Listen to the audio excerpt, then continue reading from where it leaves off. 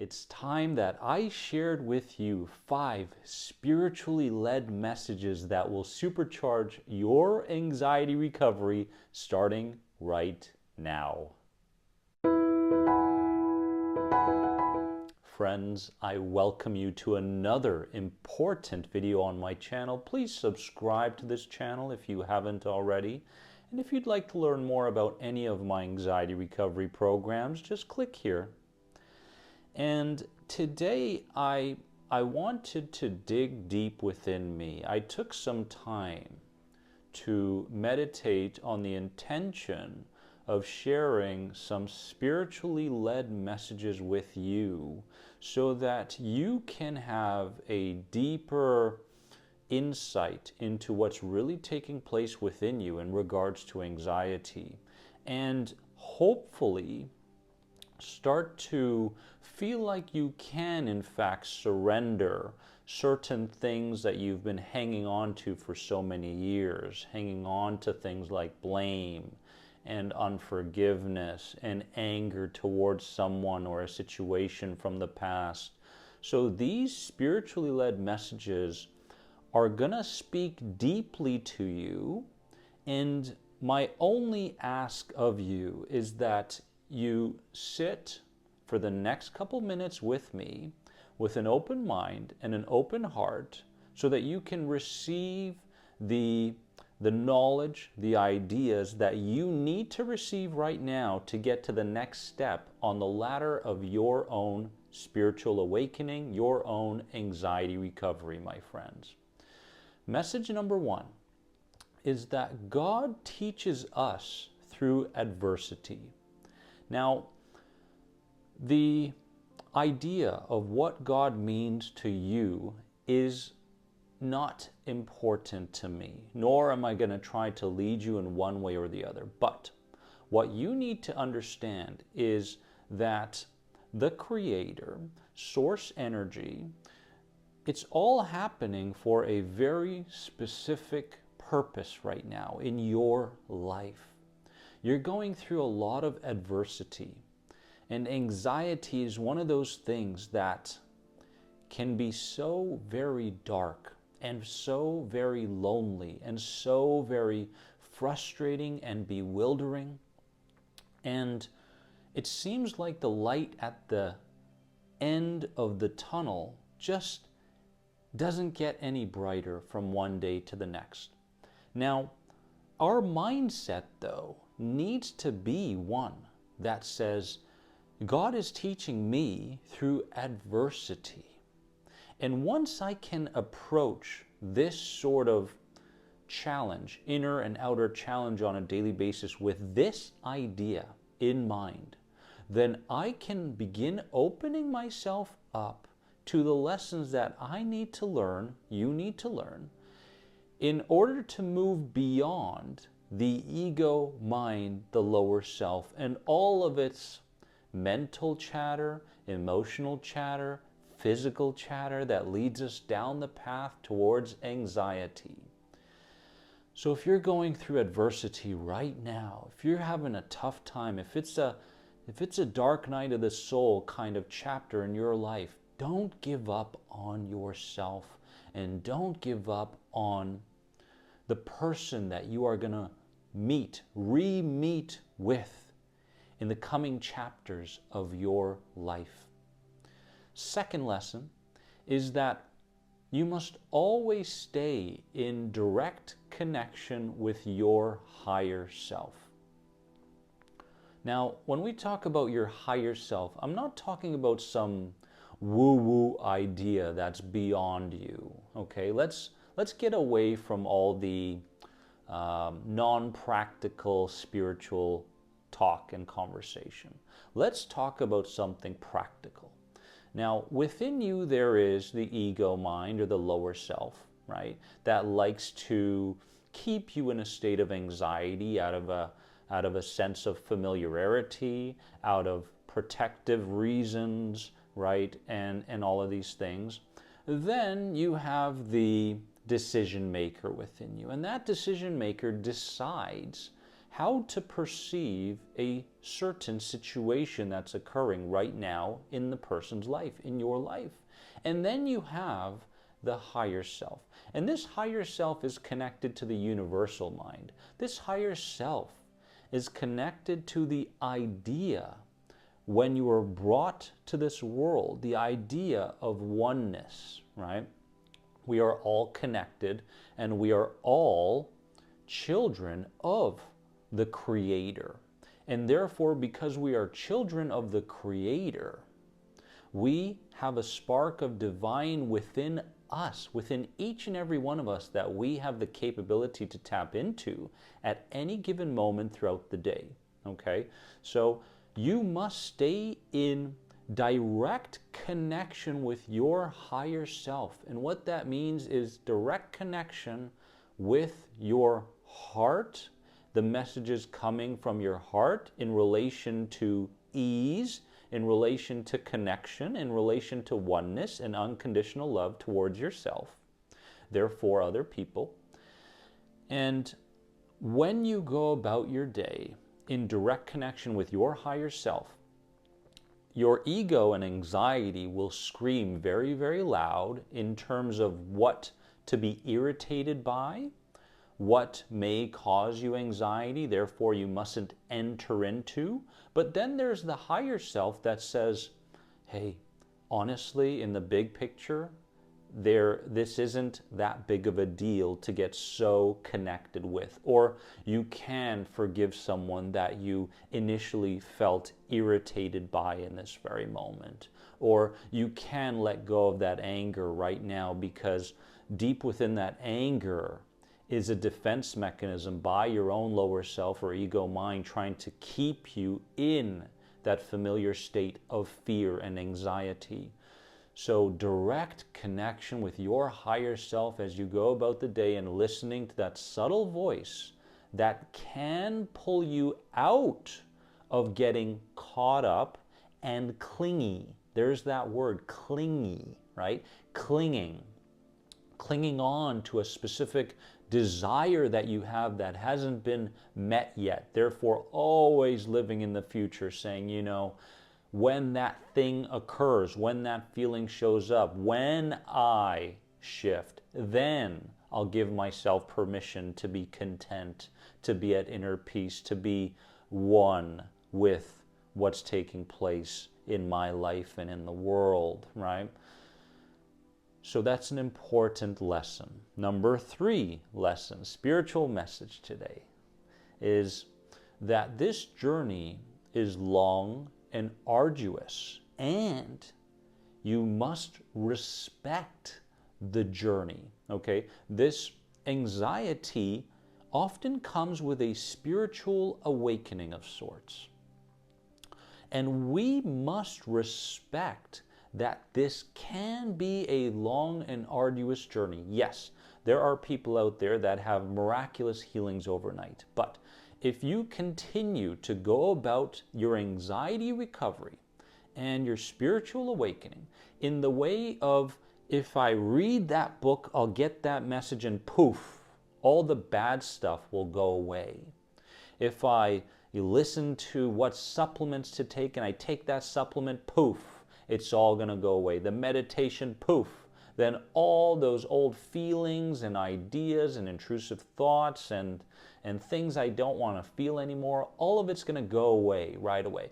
You mustn't have this approach, because this is, again, a defensive mechanism by your ego mind, by your lower self, because the ego mind is very opportunistic. It will do everything in its power to reel you back in, like a fisherman going fishing, right? And you're reeling the fish in.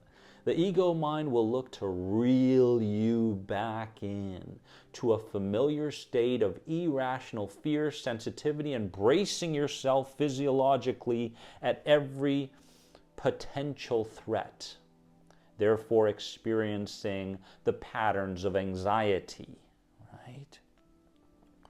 So stick this in your mind as a seed that we plant today.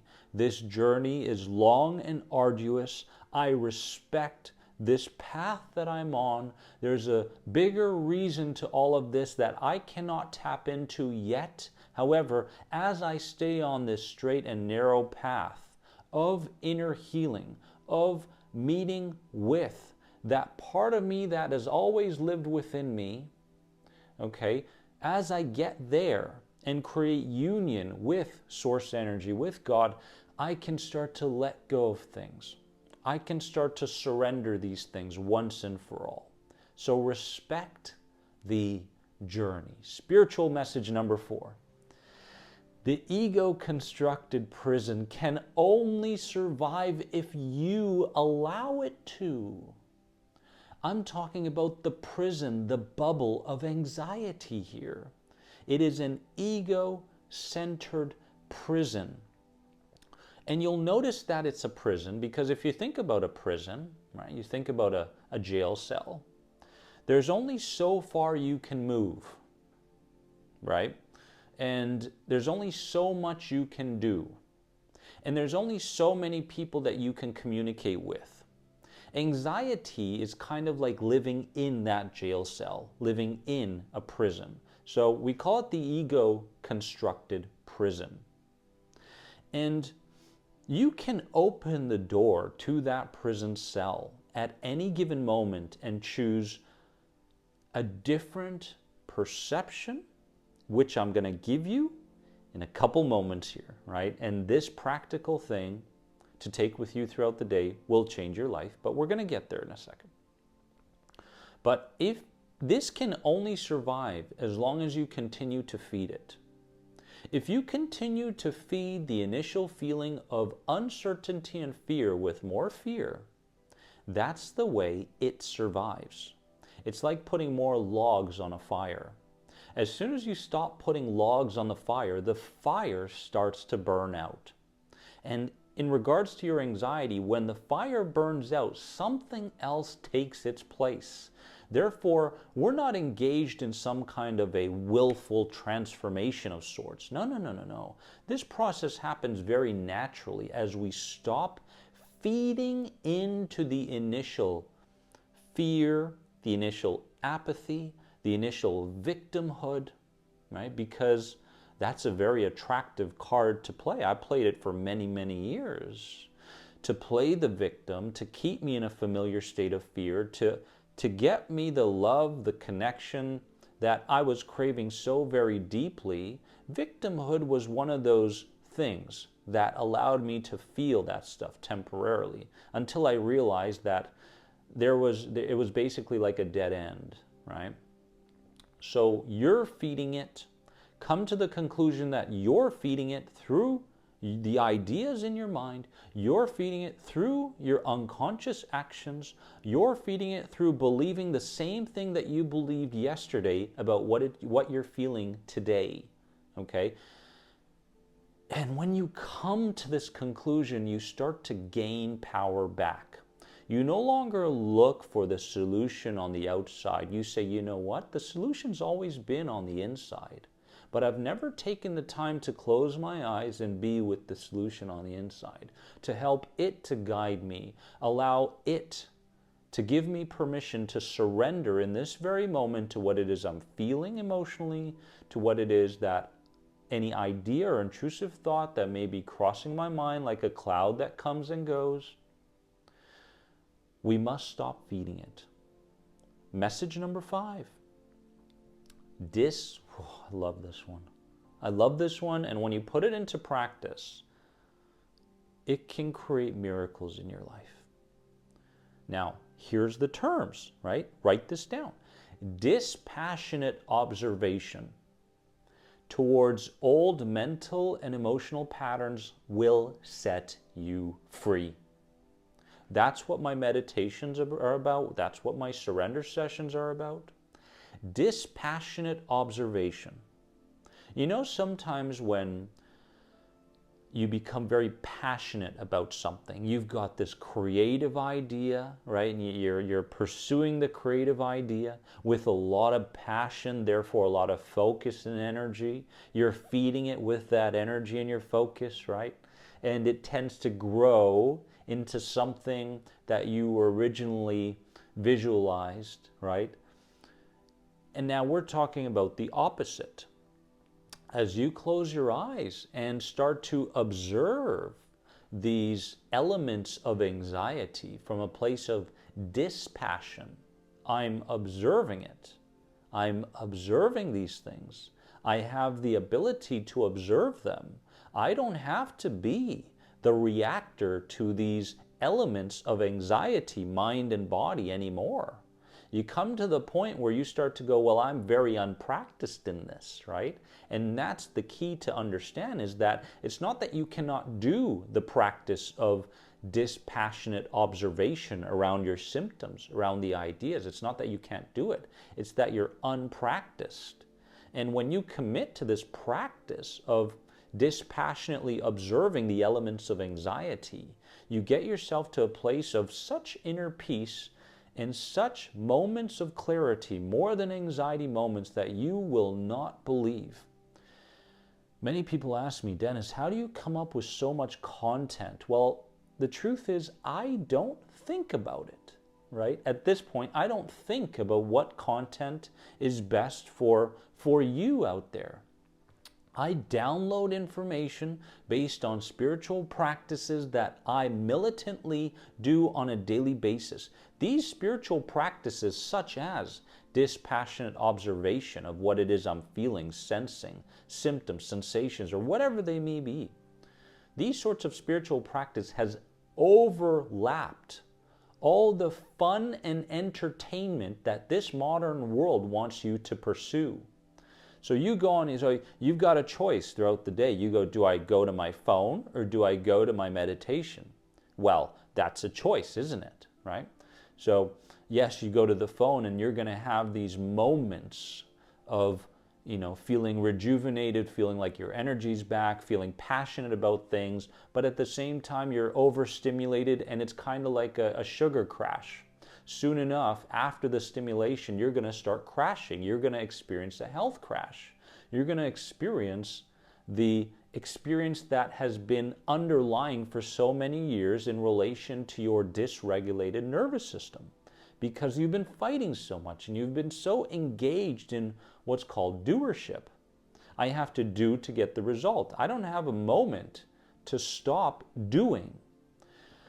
And then you start to become a being, right? I'm no longer going to identify with being a doer. I'm going to be. And this goes hand in hand with dispassionate observation of the elements of anxiety. These are the surrender sessions that I have on YouTube. So my friends, these are the 5 spiritual messages that I wanted to convey to you today. And I want you to comment below and let me know what the biggest message was for you. Now, here's the most important practice that I want you to cultivate based on all of this throughout the day. And this practice goes hand in hand with some of the messages that I conveyed today. And the practice, my friends, is this: to cultivate an attitude of gratitude all day long. Thank you for the anxiety, because it comes with messages and certain experiences that I need to go through in order to grow in the way I need to grow. Thank you for the intrusive idea that just popped up in my head to give me the opportunity to practice, right, dispassionate observation towards that idea. Thank you so very much for all my external blessings, for the roof over my head. Thank you so much for the relationships and the support. Thank you for this video. Thank you for giving me the opportunity to live this life so that I can clean up some of the baggage that I've been carrying from one lifetime to the next. Thank you, thank you, thank you. Now, it doesn't matter whether it's a good experience or a bad experience. When you cultivate the attitude of gratitude all day long, your life is going to shift, and that's why you're here. You're here to have a shift in your life, to no longer be on the path of irrational fear, to get out of the ego-centered prison and move yourself towards another path, right?